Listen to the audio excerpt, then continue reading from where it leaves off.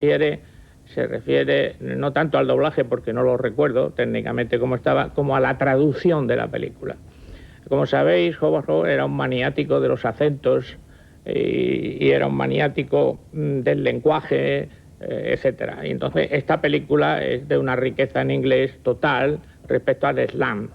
Sin embargo, ha sido traducida por alguien que pasaba por allí.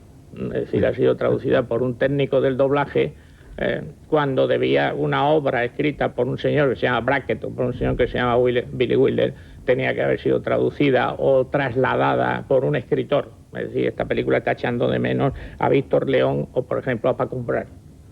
Necesita un gran talento de escritor para que los sinónimos sean exactos y los entendamos perfectamente. De esto hablaré después. Por ejemplo, y ahí termino, la expresión bola de fuego no existe en castellano.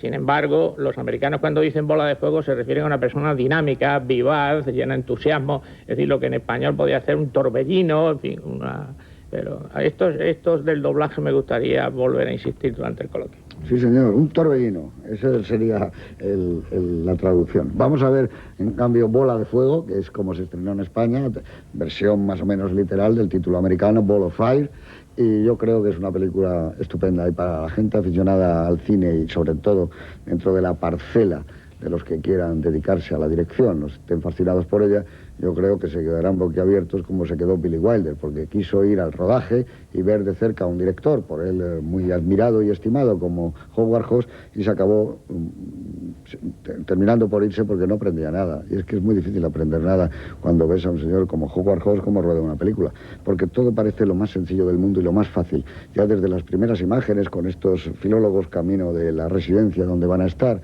cómo se sientan, cómo hablan, cómo están en los sofás, en los tresillos, pues parece la cosa más normal del mundo.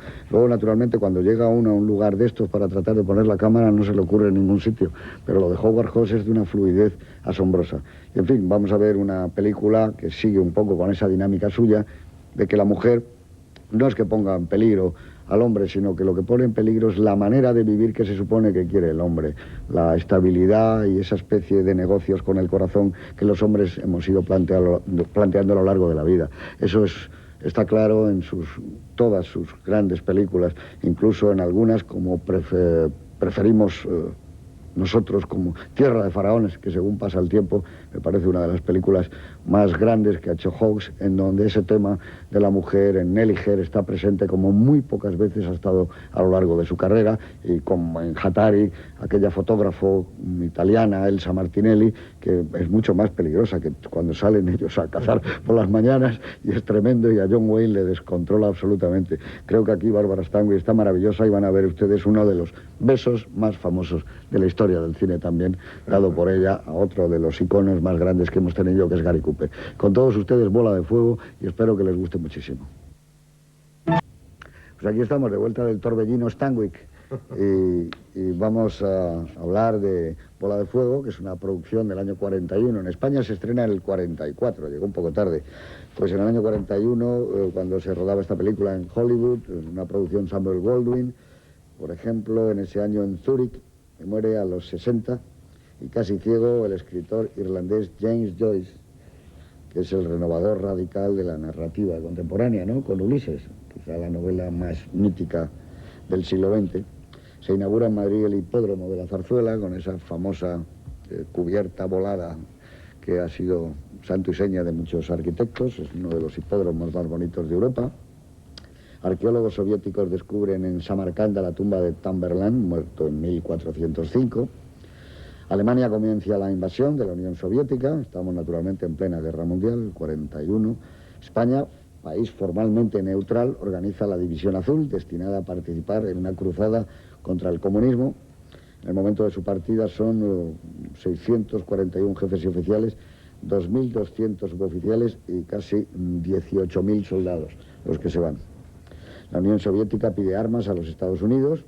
En la ciudad rusa de Kiev, las tropas de las SS alemanas fusilan a 35.000 judíos y los sepultan en fosas comunes.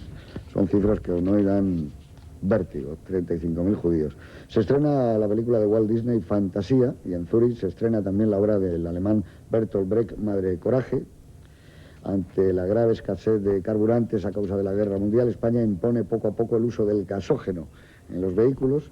Muere el filósofo Henri Bergson, que tuvo como alumnos en la Sorbona nada menos que a Antonio Machado y a Eliot.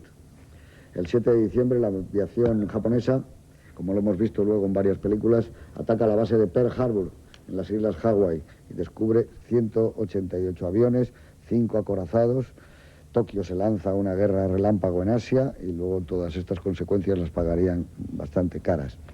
Dentro del gran secreto con que se llevan las operaciones nazis de exterminio, se adopta el nombre clave de Noche y Niebla, que Alain Resnais utilizaría después en un estupendo documental. Marlene Dietrich, la estrella de Marruecos y de Shanghái, el Expreso de Shanghái, adopta la nacionalidad norteamericana. Se suicida la escritora Virginia Woolf, integrante del grupo Bloomsbury, en Londres. Un huracán derriba en la provincia de Pontevedra nada menos que 150.000 árboles y destruye 300 torres de iglesias. Ese mismo huracán aviva un incendio que devasta la ciudad de Santander. Tú te acordarás de unas imágenes de chavalín, ¿no? El cine trata la tragedia en la película Santander, la ciudad en llamas. Estamos en el año 41, año en que aparece una nueva revista humorística, La Codorniz, que dirige el genial Miguel Miura. Nominada para 7 Oscars, Ciudadano Kane, la película del año 41, la película del siglo XX, nominada, como digo, para 7 Oscars, solo obtiene el de guión. La gran vencedora es Qué verde era mi valle, de John Ford, que había buenas peleas entre grandes directores, John Ford y Orson Welles. El de interpretación es para Gary Cooper, por Sargento George, de Howard Hawks, y el de interpretación para John Fontaine, por Sospecha, de Hitchcock. Howard Hawks, Hitchcock, John Ford, Orson Welles. Estaba mal aquel año, el 41. Y para terminar, digamos que debuta otro chico joven con una película que se llama Comas de John Huston, el año 41, que da inicio, podríamos decir, al cine negro, tal y como entendemos el cine negro ahora. Fíjate que tú has dicho todas esas películas y detrás están, con la excepción quizás de Welles, grandes productores. Está Warner, está Zanuck, que es tan responsable como los guionistas de Qué verde era mi valle, de John Ford. Y eso es lo que se echa en menos en este momento. En esta película que vamos a ver es Goldwyn, bueno, claro, que aunque no está muy presente, no se inmiscuyó, había acabado como el Rosario de la Aurora en la película Rivales, de la que al final expulsó del rodaje a Howard Hawks y lo sustituyó por William Wyler, aunque este parece ser que no más allá de 200, 300 o 400 metros. Pero eran otros tiempos, en la que la presencia de los productores sabían mucho de cine, les interesaba hacer películas populares, buenas películas, tenían magníficos escritores y guionistas, y ahora lo que ha dicho Juan sí que me gustaría escucharle, porque yo creo que la presentación ha dicho una cosa que es básica en esta película, y es que todas las virtudes y defectos van respecto al guión. Me parece una idea muy brillante y está muy exacta. Pero antes de eso, que es importante, yo quisiera hablar de algo todavía más importante. Juan, que ha sido siempre un seguidor de la Nouvelle Vague ya desde los años 60, de los que supo de primera mano quién era Hawks, después de aquella mítica entrevista en Cahiers de Cinema. Hablemos con una visión mucho más moderna. Háblame del flequillo de Bárbara Streisand, porque eso es lo que queda en las películas. Sí, eso es una imagen, pero como quedan dos cosas muy permanente. Si va a hablar del flequillo, de las piernas, como antecedente en las piernas. Esto es lo que va quedando. Iba a hablar de las medias con costura. Venga, las medias con costura, no. Yo creo que Bárbara Streisand estaba equivocada respecto a su belleza. Yo también. Y cuando se ponía el flequillo, como ya hemos hablado. Ahora lo estamos viendo con flequillo. Exactamente, estaba haciendo un atado contra su rostro, porque ella, cuando se echa el pelo hacia atrás, exactamente, la escena de que está en el dormitorio, pues, está bellísima y está interesantísima. Yo creo que queda, además del flequillo de Bárbara Stanwyck, con ese traje maravilloso que enseña las piernas, yo creo que queda algo que nadie se esperaba, o por lo menos que yo cuando la he visto he dicho, oh Dios mío, el sonido de los 40, es Gene Krupa. Es magnífico, y la presentación de Bárbara Streisand. Gene Krupa era yo creo que era el único músico de los años 40 que era batería, y su grupo estaba basado en la batería, y los solos eran solos de batería. Y en esta película se le hace un homenaje extraordinario, no solamente la presentación de Bárbara Streisand, que por cierto me parece preciosa, con ese primer plano del dedito haciendo ritmo extraordinario, precioso, con la Gene Krupa dando precioso, y el Krupa haciendo el número. Bueno, lo que más me gusta es lo que llama el boogie de las cerillas.